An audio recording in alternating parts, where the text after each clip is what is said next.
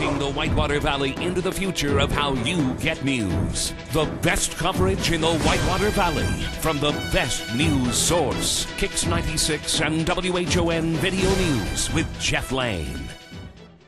What does it mean knowing Reed now offers the highly advanced specialty of electrophysiology to treat silent conditions of the heart? More than you know. More than you know is closer than you think. Reed Hospital and Healthcare Services. Welcome to Kicks 96 and WHON Video News. It's Tuesday, April the 15th. I'm Jeff Lane. Last week, Belden announced that they would lay off about 135 people at the Richmond facility. Now there's word that another major manufacturer is in trouble. Corporate representatives from Marvell Industries were in Richmond last week to meet with employees. According to a human resources manager in Michigan yesterday, the purpose of the meeting was to tell employees that there must be improvement in several facets if the Richmond plant is to survive. Chris Averall is that manager. He indicated that the quality of work at the Richmond plant is poor and that sales are down. Attendance is also a factor. On any given workday, roughly 15% of Marvell's 135 employees do not show up. According to one employee, corporate officials will make a decision to close either the Richmond plant or a sister company, the Northland Corporation in Michigan, in about 2 weeks. Marvell is located on Industrial Parkway in Richmond.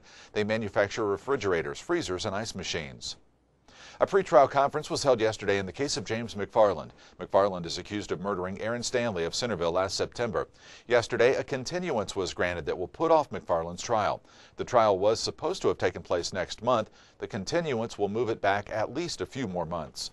While the delay may be frustrating for the Stanleys' family and friends who want justice, there is certainly nothing unusual about it. Trial dates are routinely moved back, often more than once.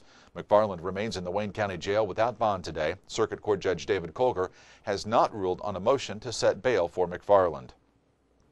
Authorities are still waiting for test results to see if alcohol was a factor in a crash that claimed the life of a Randolph County woman late last week. 47-year-old Elena Kramer, who lived on Randolph County Road 700 West, died last Thursday night following a crash in Jay County.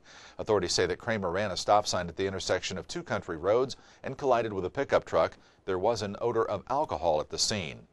And a former Union City Parks and Cemetery superintendent appeared in court yesterday for an initial hearing. 68-year-old Lee Raines faces 6 felony charges that include official misconduct.